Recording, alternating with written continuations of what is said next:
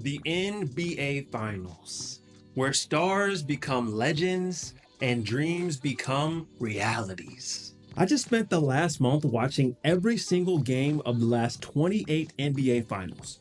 Over 150 games, more than 50 Hall of Famers, and 28 years of basketball history told through the lens of champions. Now, you might be asking, why do this?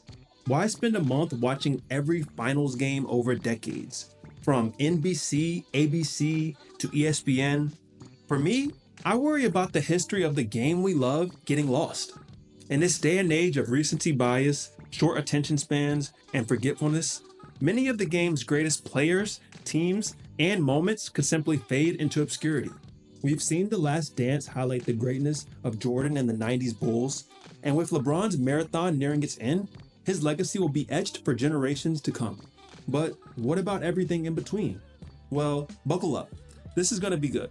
Let's talk about it. 1997 saw the Utah Jazz in their first ever NBA Finals. And it was lit.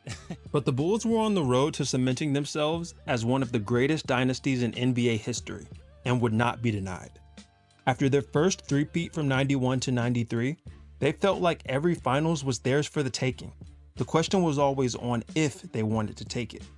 Well, Jordan's flu game in Game 5 might have been the moment that solidified him and this team as the people's GOAT.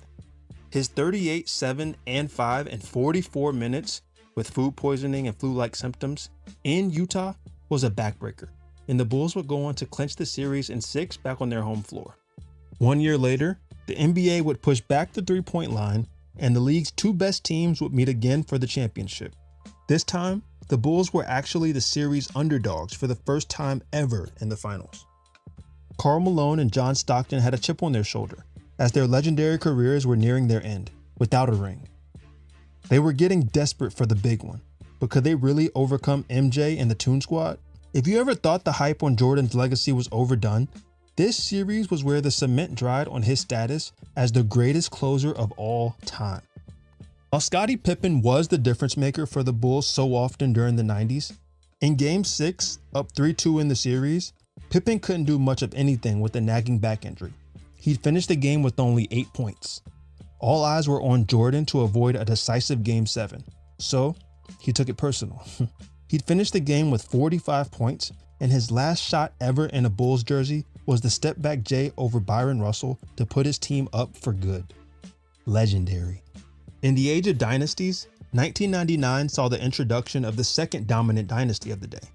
With Jordan retired and the Bulls dissolved, Greg Popovich and the San Antonio Spurs stepped onto the scene with 2 future Hall of Famers, and the Twin Towers were head and shoulders above the rest of the league as clear favorites. In a lockout-shortened season, the Spurs only lost 1 playoff game en route to the finals.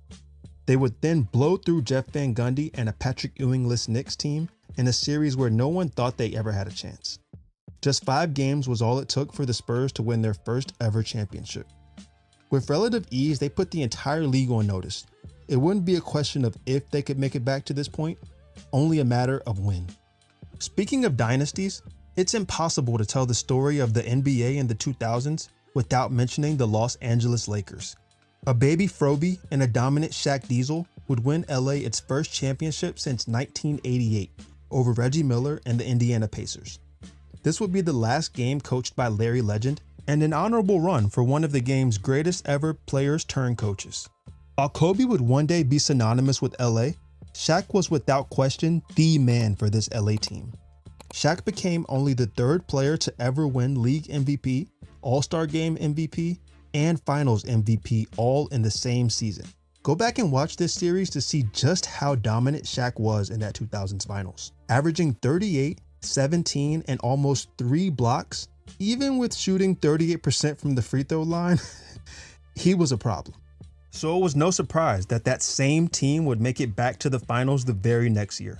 Even in the midst of a budding feud between 2 of the best players in the NBA, Coach Phil Jackson was able to again navigate troubled waters and lead his team to a perfect sweep through the playoffs all the way to the finals where they'd meet with the Philadelphia 76ers. We all remember this moment where the league MVP Allen Iverson would step over a young Ty Lue in one of the coldest moments in league history.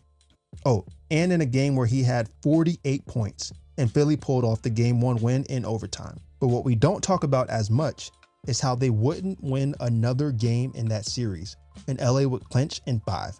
The most dominant playoff run ever in league history. 12 months later, the dynasty talks would be cemented, as LA would win its 3rd straight NBA title. The New Jersey Nets were the last victim in the Lakers' 2000s run of terror, and this one they got done in only 4 games. Shaq would become the first and only Laker to win 3 straight Finals MVPs and stamp himself as likely the greatest big man of all time. It was the first three-peat since the Bulls in 1998, and the Lakers looked like the league would be theirs for as long as they wanted. The New Jersey Nets surprisingly had the #1 overall pick just 1 year prior, but were slain in only the 3rd final sweep of the last 20 years. But they will be back.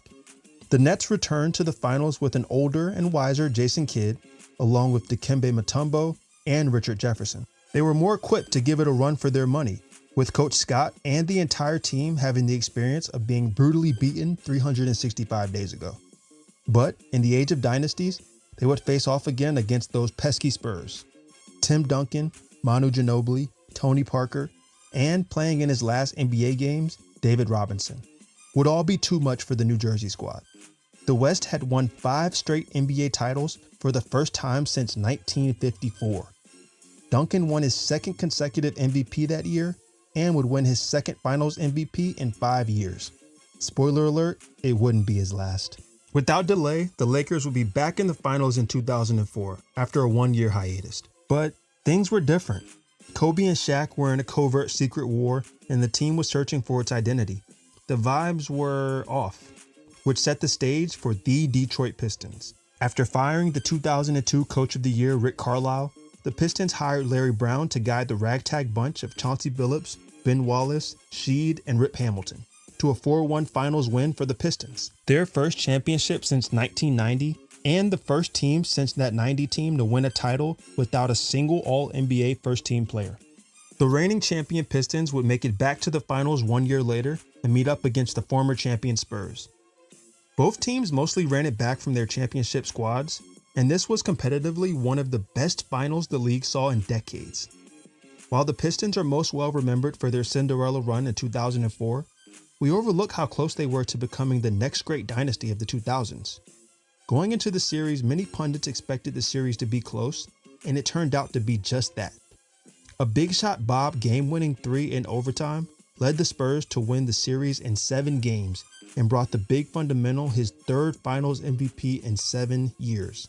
Tim Duncan, legacy cemented.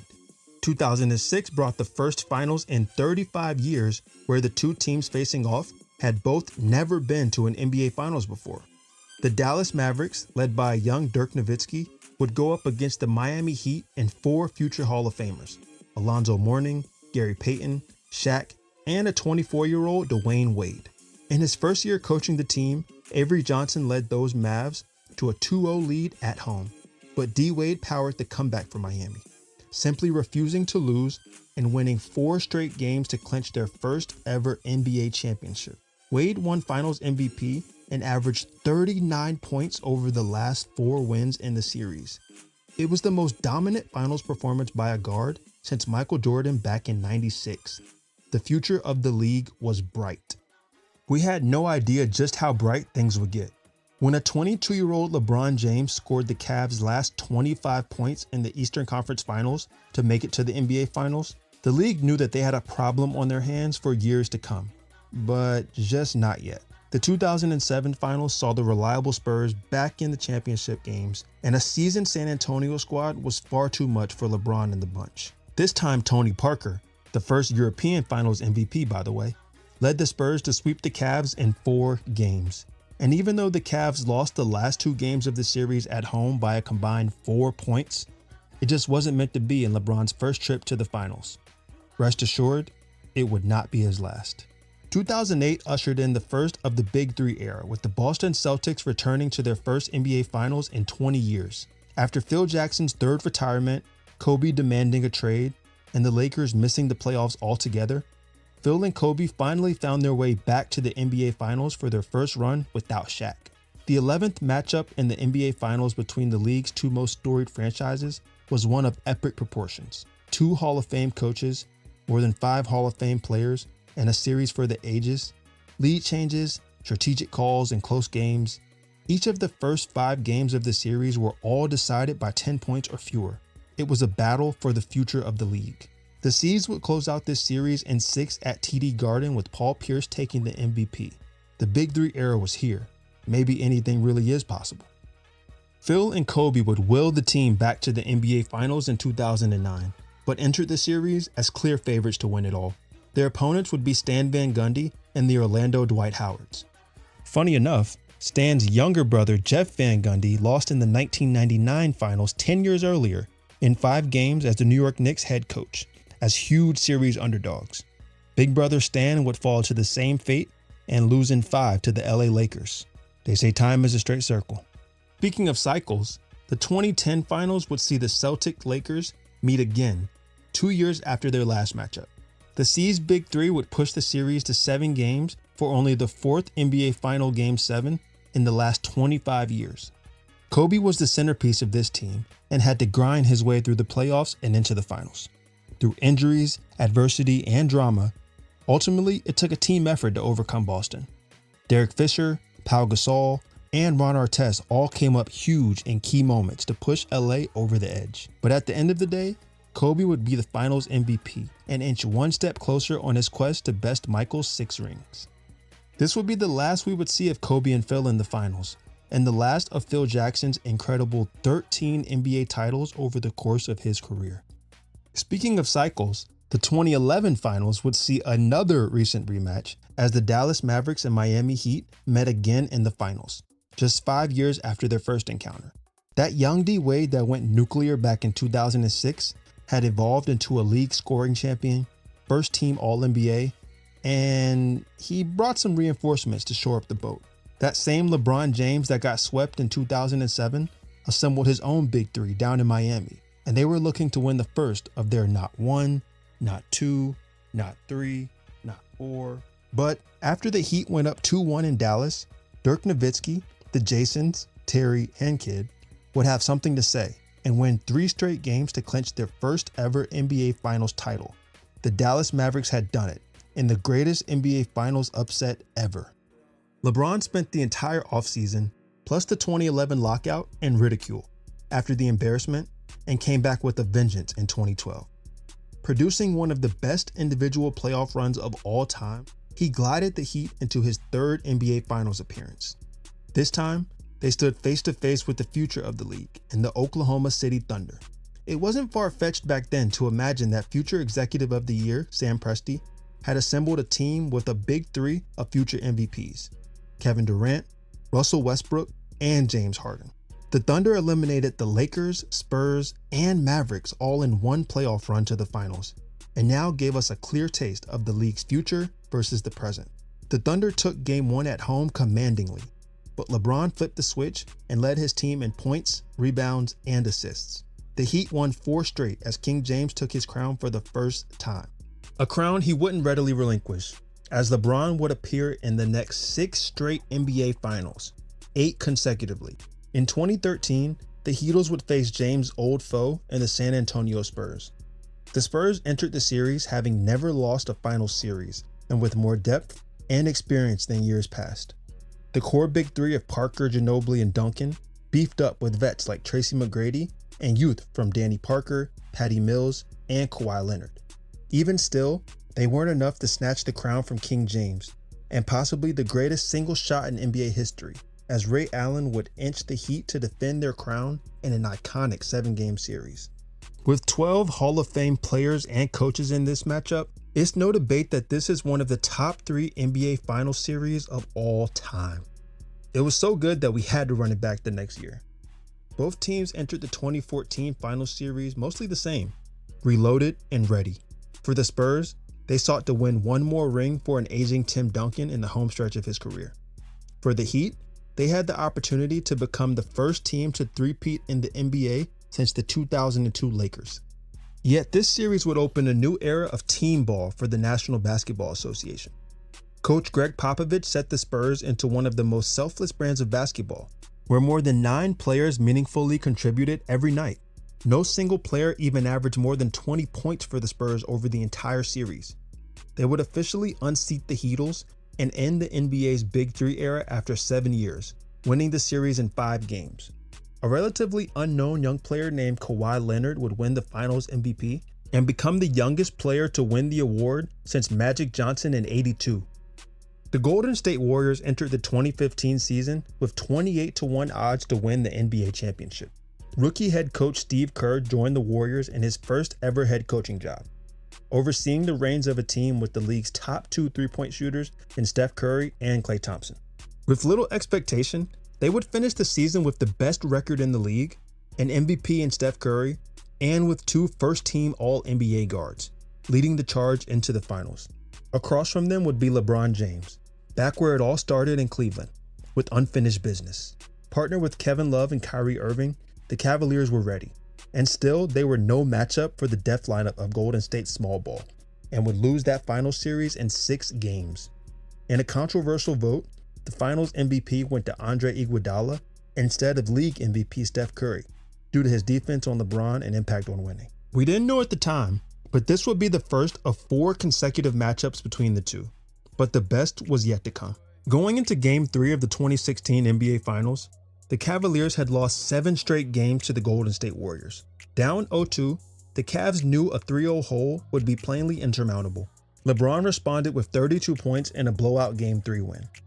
But the shocking Game 4 loss in Cleveland set the Cavs in a 3-1 series deficit, a finals deficit no team had ever overcome in 32 tries. Even more weighing was the fact that this same Golden State team had just set the record for most team wins in any season in league history. In the greatest effort in NBA Finals history, LeBron led the Cavs on a mission to give the Warriors their first 3-game losing streak in more than 2 years. James went for 41 points and 16 rebounds in Game 5 in Oakland. In Game 6 at home, he scored 41 more points with 11 assists on his side. In what some call the best game of all time, LeBron then led his team with a 27-point triple-double in Game 7 before the single greatest play in the history of the NBA with the block. Cleveland won its first NBA title in franchise history and forever cemented LeBron as the greatest of his time. This series set highs that we would never forget, but the Warriors, they had some unfinished business of their own to take care of. On Independence Day 2017, Kevin Durant announced his decision to leave the team of his youth and join the Golden State Warriors in Oakland, a decision that would shape the future of the league forever. The former MVP would join the team that just set the record for most wins in NBA history, and the team his Thunder were just eliminated by last season. Those Warriors entered the finals as the first team to go 12-0 through the playoffs, but across from them were LeBron and the Cavaliers, who went 12-1 themselves, en route to defending their crown. The whole world was set for a finals that was going to be the clash of the Titans. But there would be no 3-1 comeback this season, and the Warriors took down the Cavs in just 5 games in Oracle. Some call it a letdown. I call it dominance. Knowing it would take more to unseat the overly dominant Warriors, the Cavaliers added an aged Dwayne Wade, Derrick Rose, and Isaiah Thomas to their team in the offseason. Amidst trades, changes, and movement, the Cavs made it back to their 4th consecutive finals with a singular goal in mind: dethrone the Kings. The Warriors entered 2018 as significant favorites to win the title and looked unstoppable. The Houston Rockets took them to a Game 7 in the WCF and were 1 half away from doing the unthinkable. But the Warriors were simply inevitable and would oust the Cavs in a 4-game finals sweep, the first NBA finals sweep in a decade. With 3 championships in 4 years, the Warriors were the last great dynasty in the NBA, and the only thing standing in the way of the first NBA Finals three-peat since the 2002 Lakers was a young fella by the name of Kawhi Leonard. Time really is a straight circle. The Warriors would add to their already dominant team former NBA All-Star DeMarcus Cousins, coming off of a ruptured Achilles. Once healthy, he contributed to the team earning their 5th consecutive finals appearance. The Raptors produced one of the NBA's most shocking trades in adding former finals MVP Kawhi Leonard to the team up north.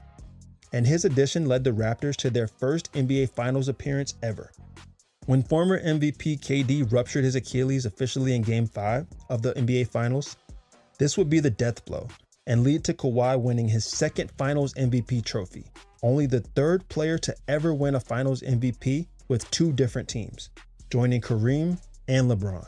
Speaking of LeBron, 2019 was the first season in 15 years where James missed the playoffs, but his dreams of postseason action would only be delayed and not denied. Truth be told, the entire world was delayed, as the COVID-19 pandemic altered sports around the globe. The NBA Finals were postponed to September after the season had been suspended mid-March, and we got the NBA bubble. In June, the league went through the bubble experiment of pure hoops, vacuum sealed away from the outside world. And some of the purest hoops we've ever seen, the Lakers made their first NBA Finals since 2010 to face off against LeBron's former team, the Miami Heat. The dynamic duo of LA's Anthony Davis and LeBron James were way too much for a Heat team that was clearly overmatched. Jimmy Butler single-handedly carried the Heat through the series to 6 games. With a 40-point triple-double in Game 3 and a 35-point triple-double just 5 days later, he gave it his all. But his all wasn't enough. LeBron would become the first and only player to win Finals MVP with 3 different teams in league history.